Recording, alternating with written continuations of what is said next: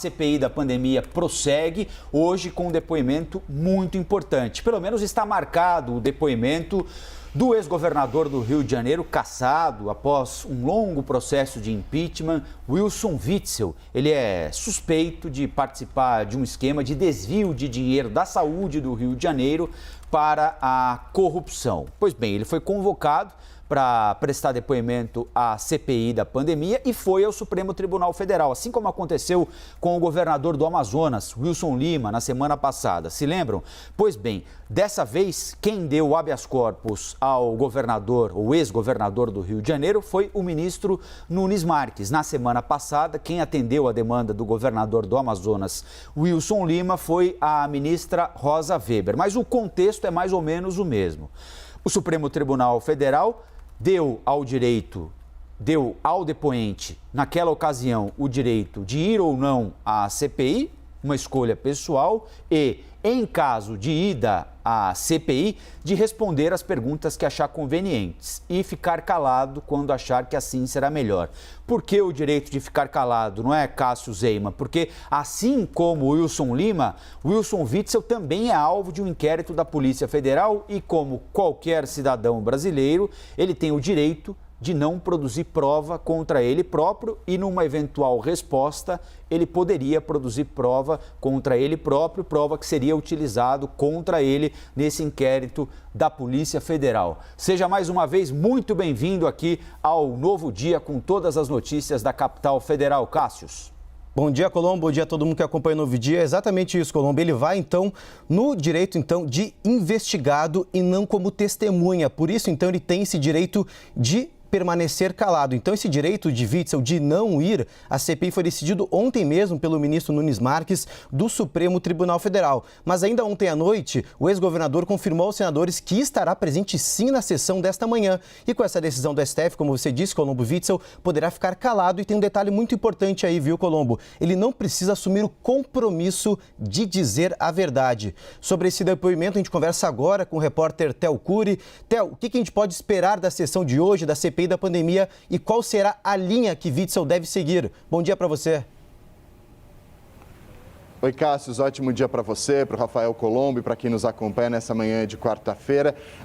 A estratégia que vem sendo traçada pela defesa do ex-governador Wilson Witzel é para que nesse depoimento, que começa logo mais a partir das 9 horas da manhã, Witzel diga apenas, responda aos senadores sobre fatos relacionados à atuação do governo federal no estado do Rio de Janeiro com relação ao combate à pandemia do novo coronavírus, ou seja, dizer sobre as ações e eventuais omissões do governo federal durante a pandemia lá no estado do Rio de Janeiro. O que os advogados de Witzel não querem?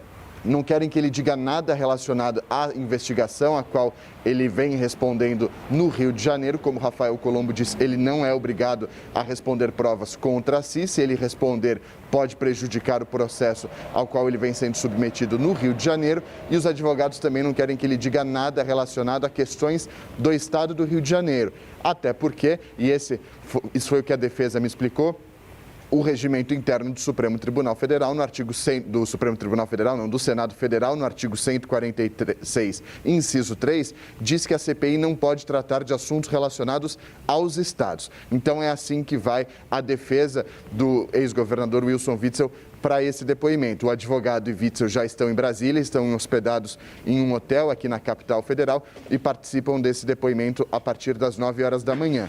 Ontem, Nunes Marques autorizou que Witzel possa escolher não comparecer. Isso já foi descartado, ele vai comparecer e, comparecendo, como o Rafael Colombo explicou, a ele foram dadas 3 opções: permanecer em silêncio, não necessariamente assumir um compromisso de dizer a verdade, e o terceiro, estar acompanhado de seu advogado, e é justamente o que ele vai fazer, esse combo das 3 opções que a ele foram dadas pelo ministro Nunes Marques, justamente porque há essa investigação em curso no estado do Rio de Janeiro sobre desvios de recursos públicos da área da saúde.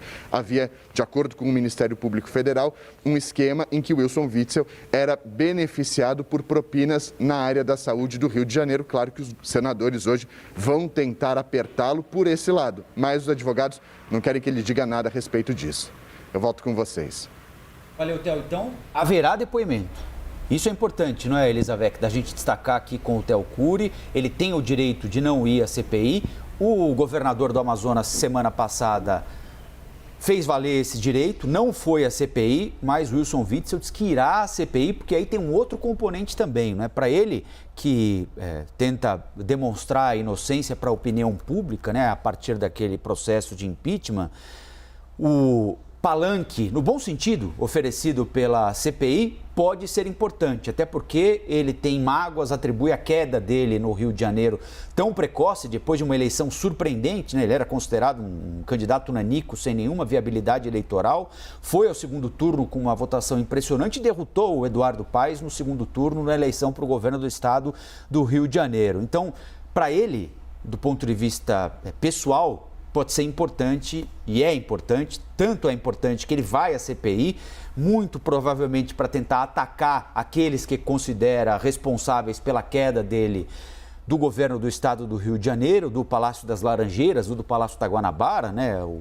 governo do estado do Rio de Janeiro tem 2 sedes, depois a Luciana vai explicar melhor para a gente como é que isso funciona, mas o fato é que Wilson Witzel vai certamente aproveitar essa ida dele para tentar atacar desafetos, culpar terceiros pela queda dele do cargo de governador do Rio de Janeiro, pelo processo de impeachment, pelo caos na saúde no estado e, quando achar conveniente, ficar calado, amparado por essa decisão do ministro Nunes Marques no Supremo Tribunal Federal. Então, para resumir, hoje tem depoimento importante, 9 horas da manhã. A partir das 9 a gente já estabelece aquela conexão direta com Brasília, com toda a nossa equipe, com o Cássius, com o Uribe, com a Basília Rodrigues, com a Tainá Farfan, com a Carol Rosito, com repórteres, analistas, com apresentadores, todos com os olhos voltados para a CPI da pandemia, Elizabeth. Ainda falando sobre a comissão, sobre quem já esteve na comissão, não é o esperado de hoje, mas ainda dá muito o que falar, é que a Advocacia Geral da União recorreu da decisão do ministro do Supremo Tribunal Federal, Ricardo Lewandowski, que manteve a quebra de sigilo do ex-ministro da Saúde, Eduardo Pazuello. No documento, a AGU pede que Lewandowski reconsidere a sua decisão ou que envie o caso para o plenário do STF.